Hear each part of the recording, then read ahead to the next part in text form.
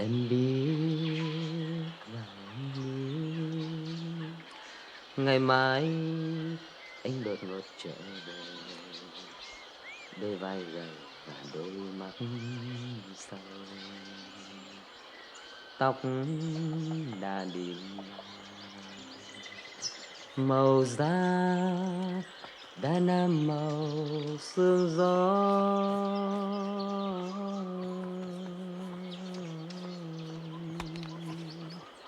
Bởi chiến tranh, bởi chiến tranh không phải cho đùa. Rồi từ đó em nhận ra anh, từ đó em nhận ra anh không phải trong thơ, không phải trong mơ. Em trồm dậy chạy đến rồi khóc. Anh người chiến sĩ và chiếc áo năm tháng dài đầu. Anh người chiến sĩ và chiếc áo mưa nắng bạc màu.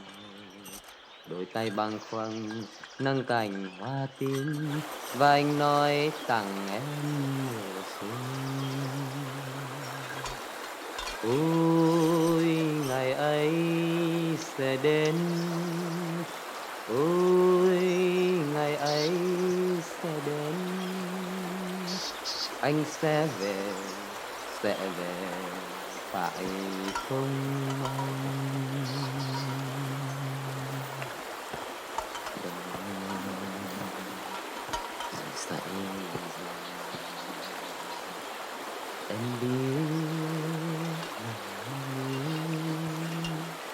ngày mai anh đột ngột trở về, đôi vai gầy đôi mắt.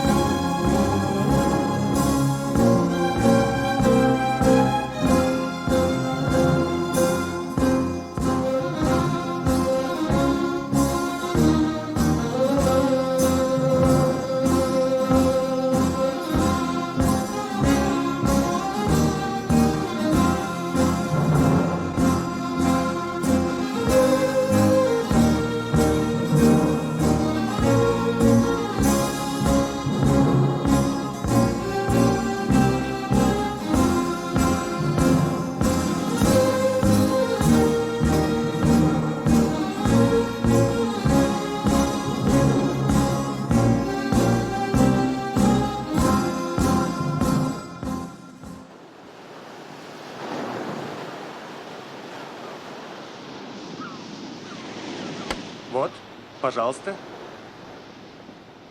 Крышка.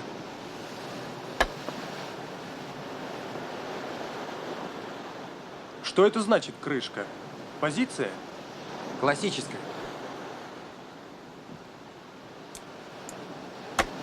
Во Вьетнаме европейские шашки не приняты.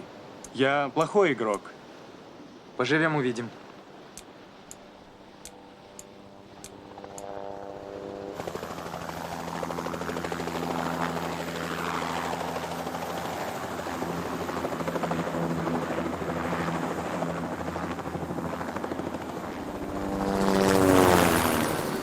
Это американский разведчик, плохая примета.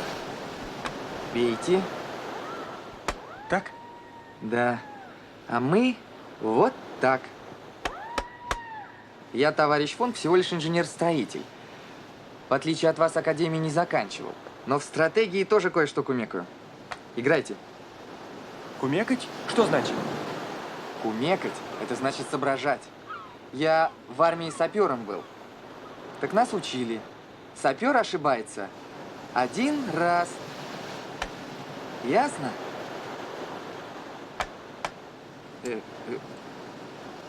Сапер кумекает один раз. Это как это? Погодите. Погодите, я не в ту сторону побил. Вот привязались из-за них, прошляпил. Я перехожу. Вот так. Теперь они не отстанут. Я их знаю. Надо сходить к капитану, узнать, в чем дело. Внимание! Говорит капитан. Всему экипажу приказываю на действия американцев не реагировать. Заниматься своими обязанностями. Повторяю. Всему экипажу приказываю на действия американцев не реагировать. Заниматься своими обязанностями. Всем уйти в надстройку.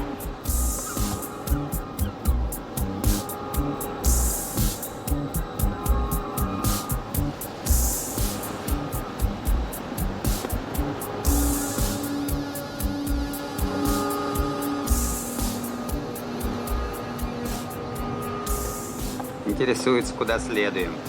Ответ: следуем по назначению. We are going to Haiphong Seaport. Спрашивают, что на борту. Генеральный груз. We have general cargo on board. Хотят знать, везем ли мы ракеты. Скажи просто нет. No, we don't have. Приказывают сбросить обороты. Желают проверить и убедиться в этом сами. Не имеют права. Это нарушение международного соглашения. You violate international agreement. Отвечают, во время войны права диктует сильнейший. Их нельзя обвинить в избытке скромности.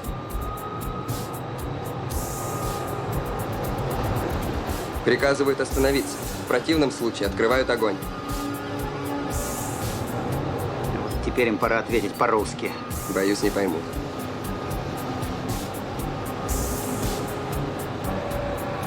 Тогда спроси, надо ли их понимать так, что от имени президента США они объявляют войну Советскому Союзу?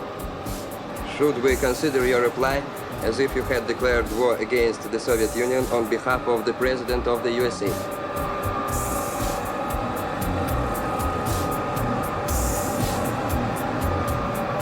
Советуют хорошо подумать. Неповиновение может обойтись нам очень дорого. Полный вперед!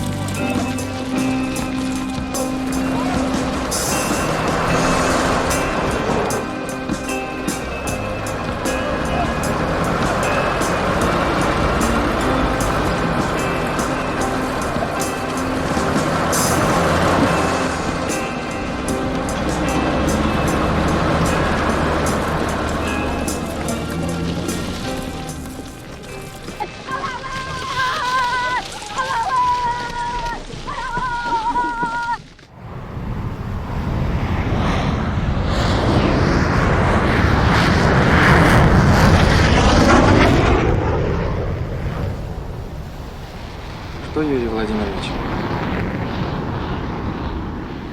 Рано мы праздновали победу над 7-м американским флотом, а?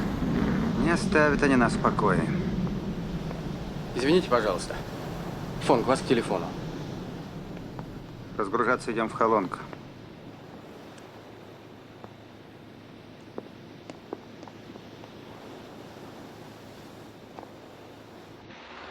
Фонг!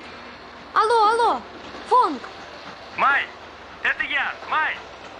Ты меня хорошо слышишь? Да-да, а ты? Я тоже. Как у вас дела, Фонг? Нас заблокировали американцы. Мы идем к другому причалу. Мы уже знаем. Вы встанете на рейд и вас разгрузят ночью. Ты здорова? Да, у нас все нормально, не беспокойся. А у тебя? У меня тоже. Как сын? Хорошо. Он со мной, Фонг. Ты можешь с ним поговорить, позвать? Конечно. Фук так вырос. Очень похож на тебя. Давай его сюда. Сейчас, Фук, иди сюда. На.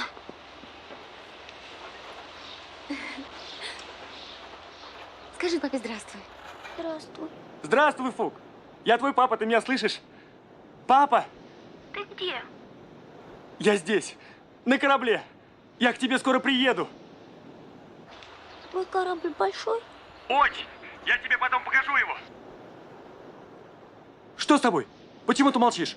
До свидания, папа Фонг. Дай мне трубочку, сынок. Фонг, ты меня слушаешь? Все, нам пора прощаться, рация нужна. Ты не переживай. Вот увидишь, Фонг, все образуется. Он очень скучает, я знаю. И я тоже. До свидания, Фонг. Если будет возможность, я обязательно приеду к тебе.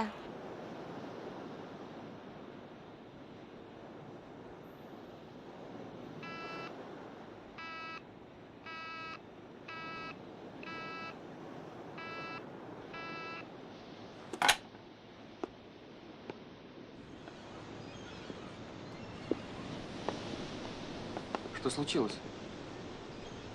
Я для сына чужой. Так это же естественно. Он же родился, когда ты был в Союзе. Так? У него еще будет время привыкнуть к тебе. Пошли.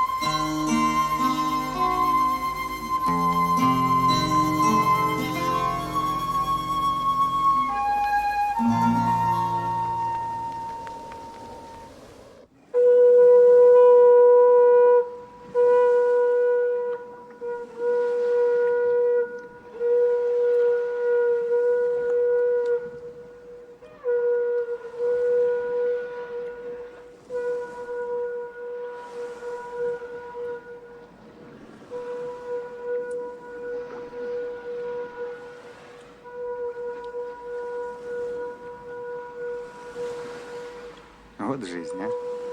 Будто и войны нет.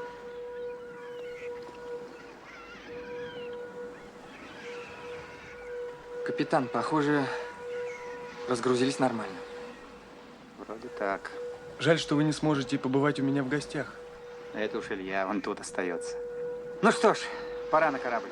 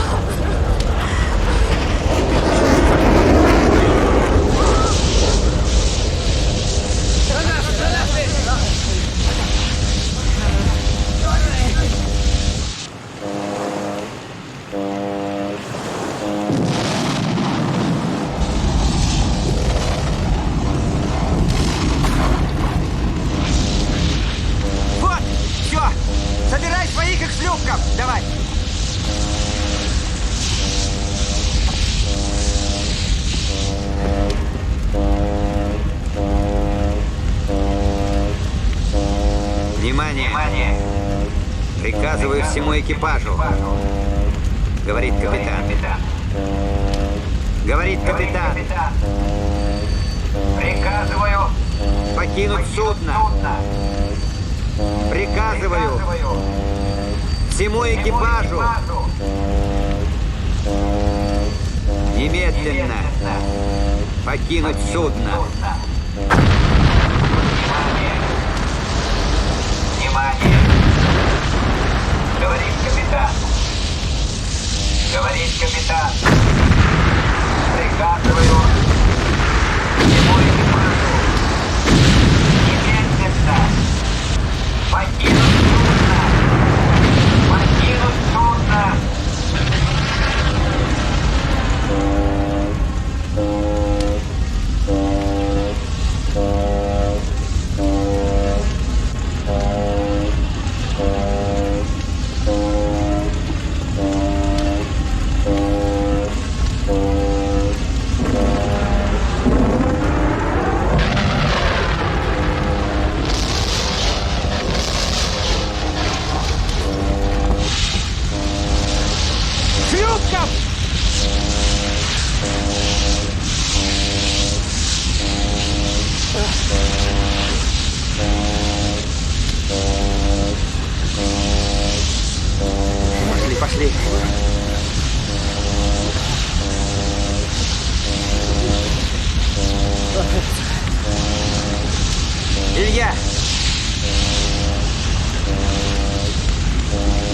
все, уходим.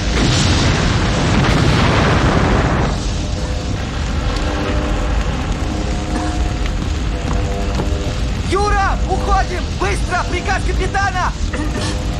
Поздно! Уходим!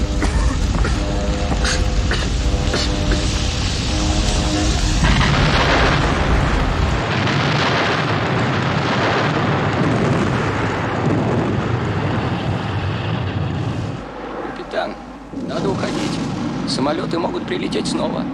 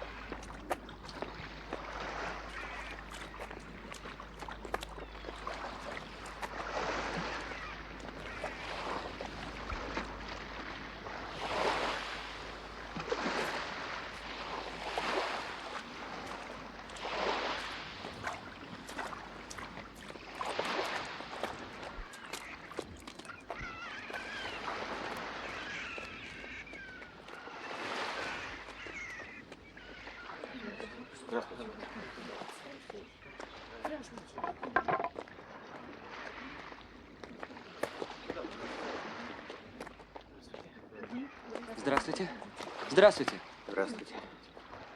О гибели вашего сухогруза уже известно Хайфонскому горкому. Вам выслан автобус, который встретит вас на дороге и доставит в консульство. А пока умойтесь, переоденьтесь. Пожалуйста. Спасибо. Большое спасибо.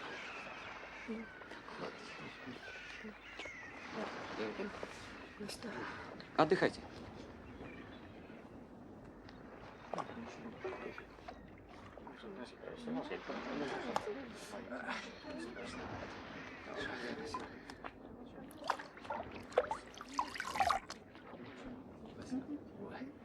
Спасибо.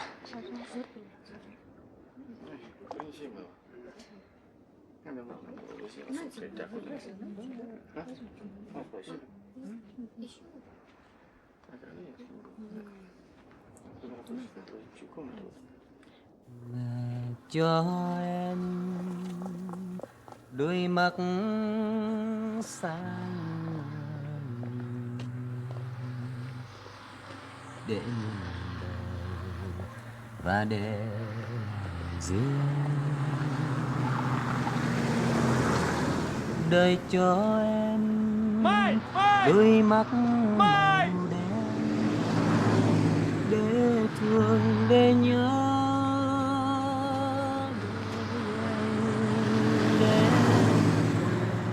Стойте! đôi mắt em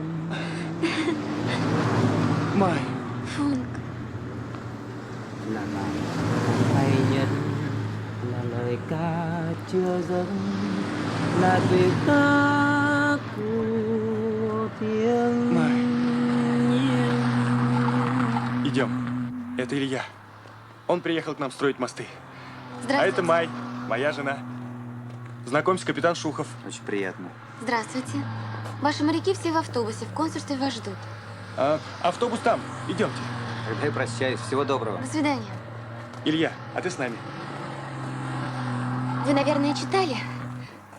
По нашей стране ездит американская актриса. Меня попросили ее подвезти. Знакомьтесь, Фон. Кэт Фрэнсис. А это Илья. Кэт Фрэнсис. Илья Крутин. Кэт прошла нашу страну тропой Хошимина с юга на север. Я рад, что вам удалось увидеть все здесь своими глазами. А это не просто. Извините, я попрощаюсь с капитаном.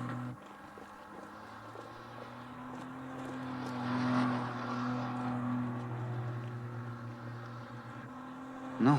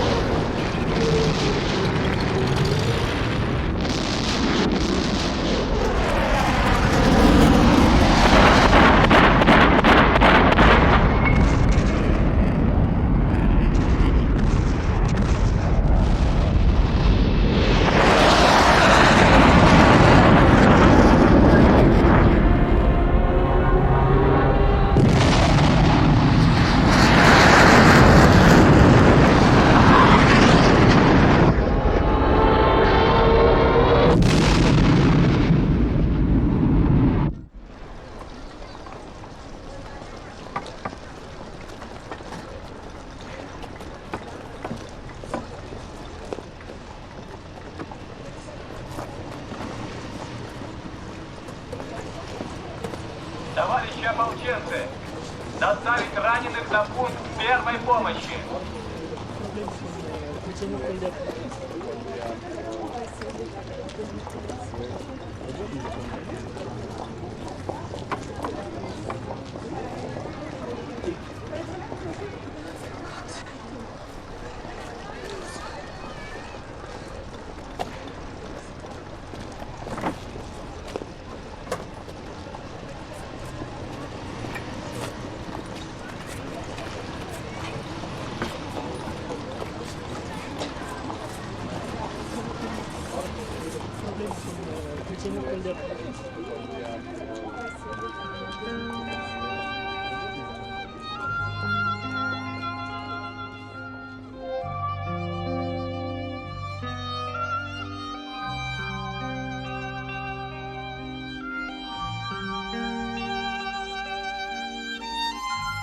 Фук!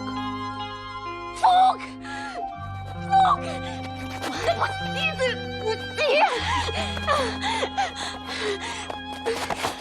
Да пустите же вы меня! Фук! Фук!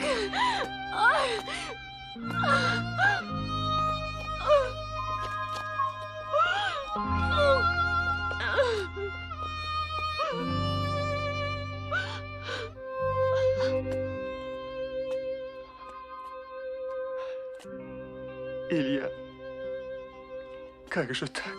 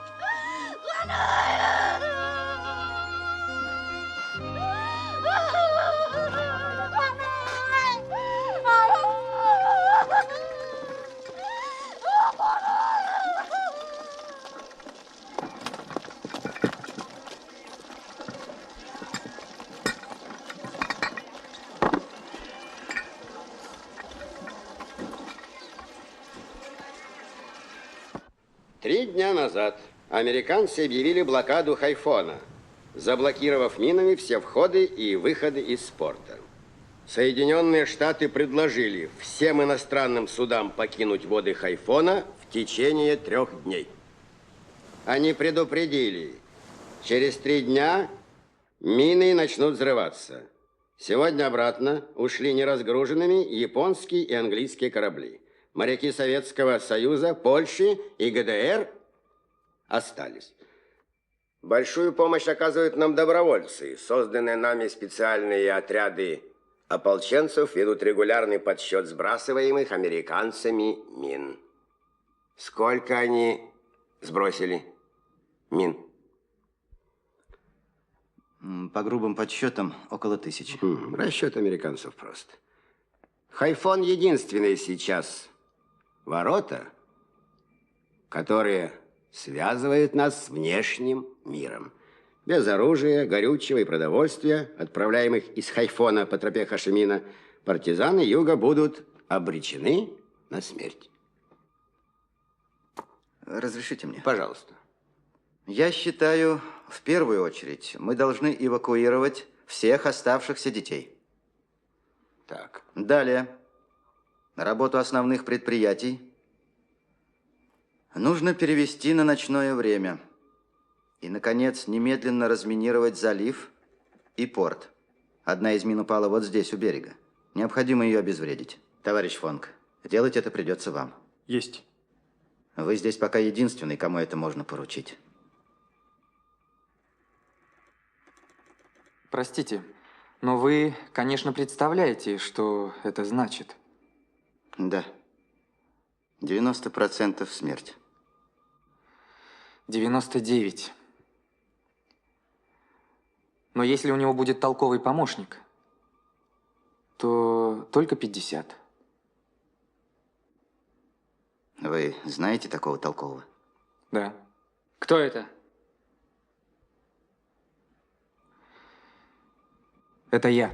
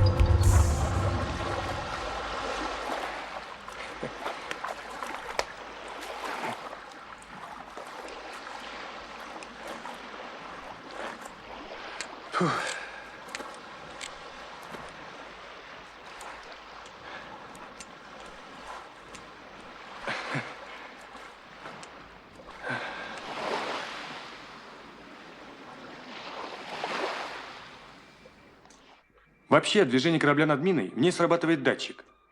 И она взрывается. А у этой мины своя особенность. Она срабатывает только после 3-кратного прохождения. Но есть и другие варианты. Спасибо, товарищи. Спасибо. Так, слушаю ваши предложения. Есть одна мысль, но рискованная. Провоцировать взрывы сознательно. То есть? У нас есть малые катера. Угу. Носиться над минами по заливу на большой скорости. Наивно. Малых катеров у нас не больше 20. А американцы ежедневно сбрасывают до 100 мин. Чтобы обезвредить все, потребуется столетие. Нельзя бездействовать. Этими катерами мы очистим дорогу от мин к кораблям, застрявшим на рейде. Да. Правильно, у нас нет другого выхода. Вы подберите добровольцев. Поручаю вам возглавить отряд по разминированию порта и залива. Есть. А комиссии думать. Искать более серьезный и безопасный способ. Рисковать людьми мы не имеем права. И решать это надо в самый кратчайший срок.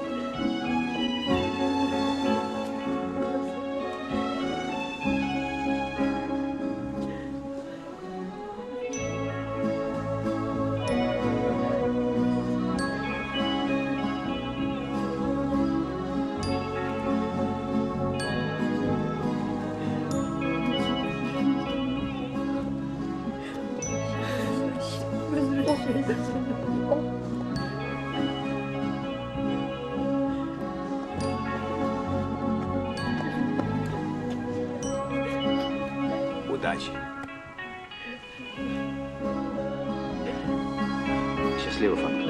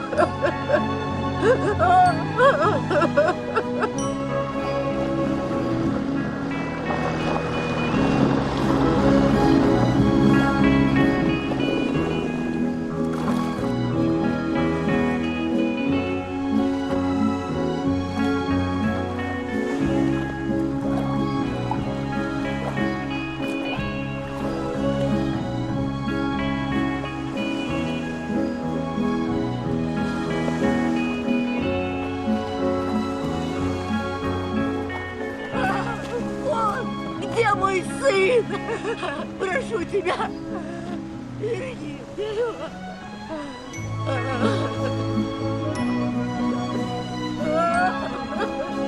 Что теперь с нами будет? Где мой сын?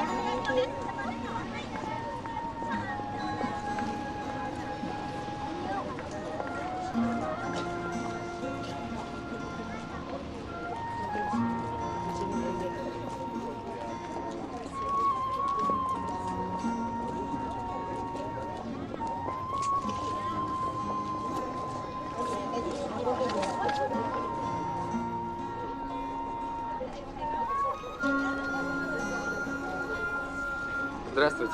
Добрый день. Вы в гостинице? Да, в гостинице. Не возражаете, если вместе? Конечно.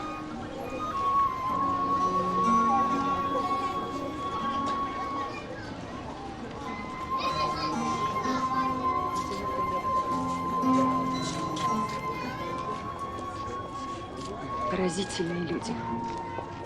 Они так спокойно переносят свои беды. Не думаю. У них просто нет другого выхода. 30 лет их заставляют воевать. За это время выросло целое поколение, которое кроме войны ничего не видело. Они не представляют себе другой жизни. Понимаете?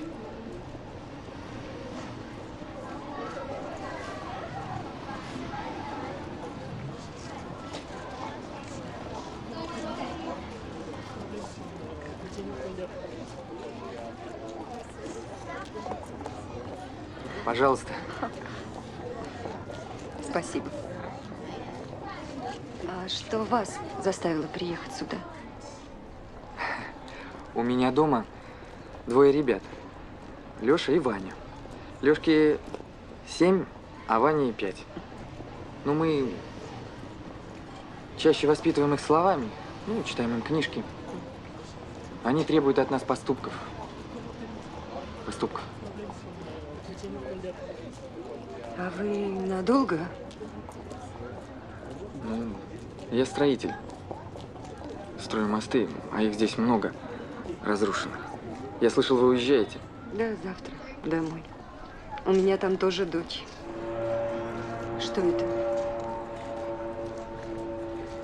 Сегодня утром саперы очистили вход в порт от мин. Это гудки в знак благодарности им.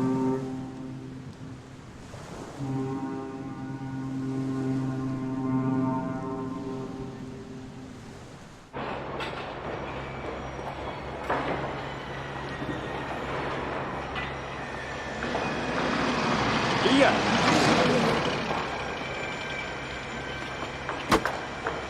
Еле тебя нашел. Привет. Здравствуй. Ну как дела? Нормально. Как у тебя? Все в порядке, все нормально. Ну что, сколько сейчас времени? Нас ждет Май. В 2 часа конференция. Едем? Едем. Товарищ Зунг, можно вас на минуточку? Хорошо. Будьте добры, я еду с другом, а вы остаетесь за меня. Договорились? Вот чертежи. Пошли. До свидания.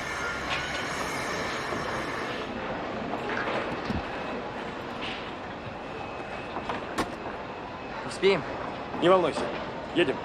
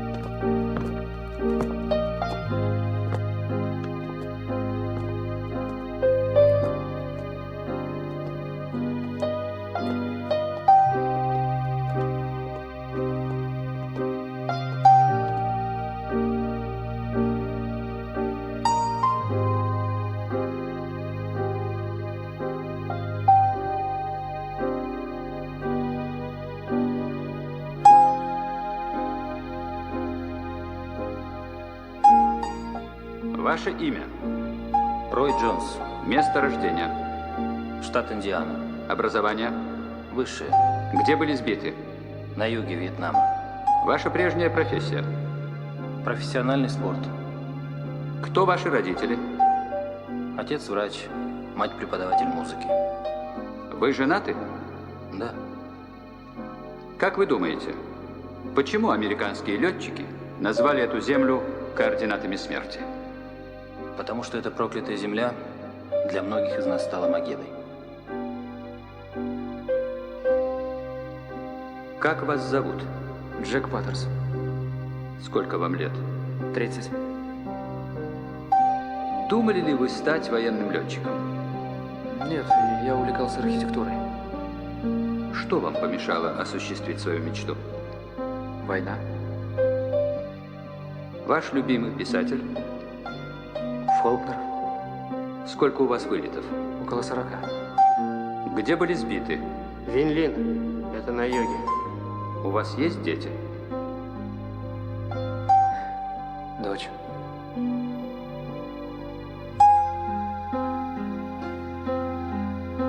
Ваше имя? Вилли Джексон. Кто ваши родители? Фермеры. В семье вы единственный ребенок? Нет. У меня 2 сестры. Что вы испытывали при бомбежке вьетнамских городов? Ничего. Я к этому привык.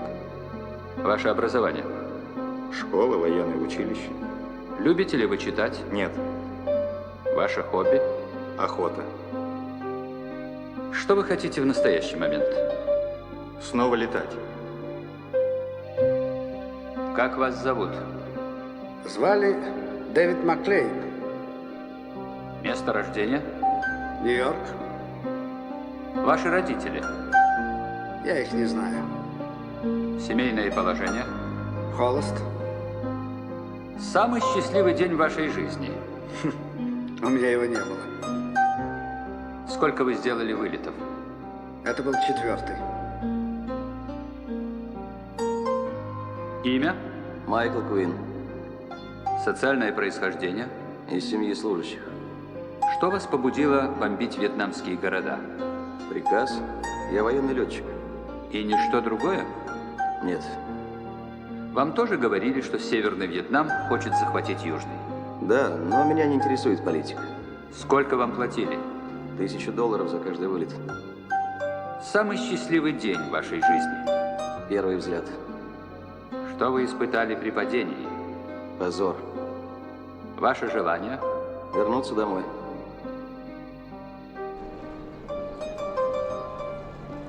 Ваше имя? Майкл Смит. Семейное положение? Холост. Место рождения? Штат Невада. Кто ваши родители? У меня одна мать. Ваша прежняя профессия? Автослесарь. Сколько было у вас вылетов? Около 10. Где были сбиты? Над Хайфонгом.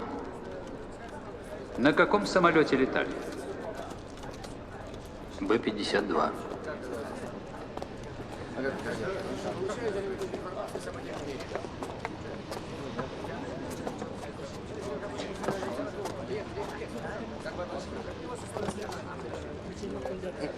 Скажите, жалеете ли вы о содеянном?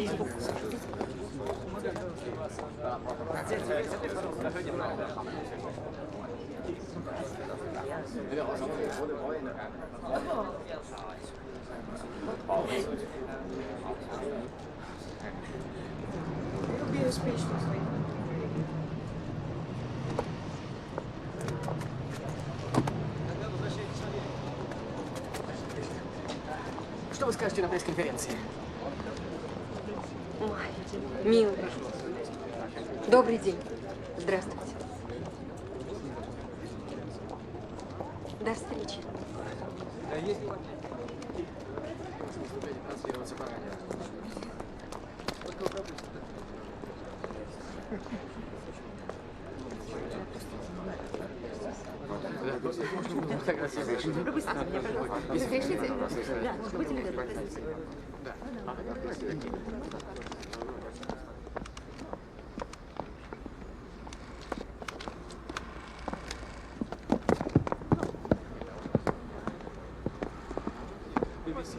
Сколько лет вы были во Вьетнаме? Сколько были тут? Алло, представитель Горный Стар. Почему вы Как стреляли? здесь обращались?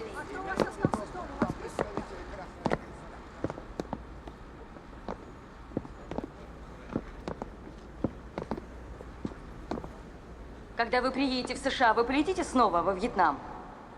Нет, Почему? я больше не верю. Нас обманули. В чем?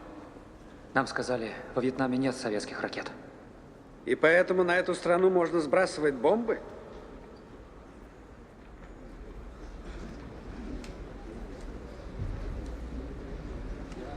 Вы считаете, что Соединенные Штаты неуязвимы? Да, считаю. И не делайте из меня дикаря. Мы выжигали только коммунистическую заразу Северного Вьетнама, который хочет захватить Южный. У вас 2 девочки и мальчик. 6, 8, 11 лет. Да, так. Скажите, вам бы хотелось, чтобы их постигла участь вьетнамских детей? Моим детям это не грозит. Вы признаете, что действия американцев во Вьетнаме носят варварский характер? Да. Я увидел здесь, что юг и север – это одно целое. Я убедился в том, что нельзя победить народ, который борется за свободу. Невозможно поработить людей, готовых отобрать хлеб у своих детей, чтобы прокормить нас, пленных, тех, кто пришел сюда с оружием.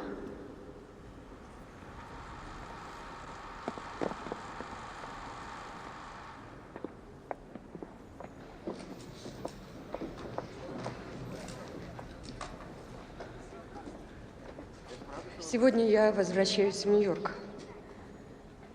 Там я попытаюсь доказать, что эта война ничего не принесет моему народу, кроме позора. Я заявляю прессе, солдаты Соединенных Штатов воюют здесь в основном с детьми, женщинами, стариками. Я расскажу американскому народу о партизанах Кути, которые прорыли под землей 250 километров туннелей и там живут, женятся, рожают детей.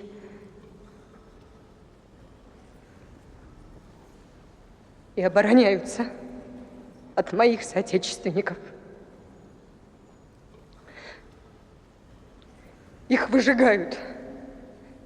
Выкуривают газом, бомбят каждый день, забрасывают сорняками, чтобы нечего было есть. Они живут. Я объясню, что против Америки воюют не только партизаны Юга и солдаты Севера.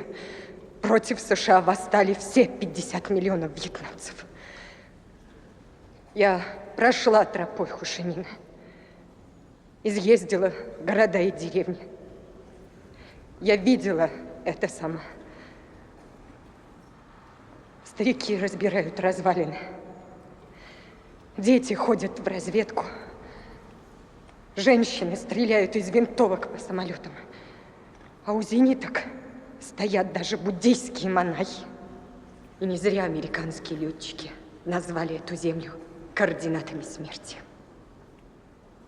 Во Вьетнаме я поняла, если бы этой стране никто не помогал, если бы Россия вдруг перестала поставлять для ее защиты оружие и продовольствие, эти люди не сломились бы. Они воевали бы еще в 8, еще в 80, еще 800 лет. Но их никогда не поставить на колени. Я хочу спеть. Вы разрешите? Эту песню Я написала недавно, мне не хочется, чтобы ее переводили во время исполнения, я переведу ее содержание сама сейчас. Если во Вьетнаме не останется ни одного живого человека, с американцами начнут воевать слоны. Если истребят слонов, американцев будут клевать птицы. Уничтожит птиц. Солдат Соединенных Штатов примутся жалить муравьи, пчелы, пиявки.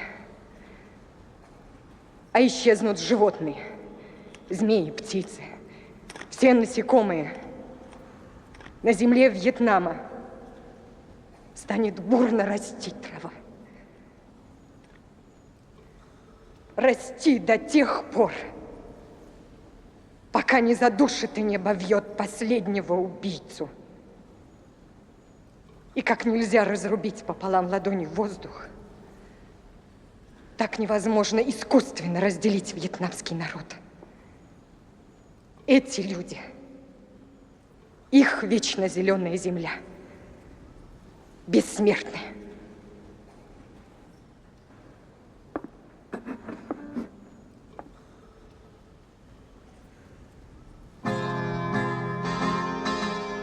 Should all the leaves fall off the trees, so scorched from bombs and poisoned water? Should not a single Vietnamese remain alive from cruel manslaughter? The elephants will rage and roar and wage against all the Yanks of war. And wage against all the Yanks of war. Should all the elephants be killed and all the fields be ruined to pieces? Yet life in Vietnam can be stilled. Again will rise some living species. The leeches, ants, and bats and bees to sting the eggs for the Vietnamese. To sting the Yanks for the Vietnamese. The birds and fish will peck and bite all those who came to kill and murder.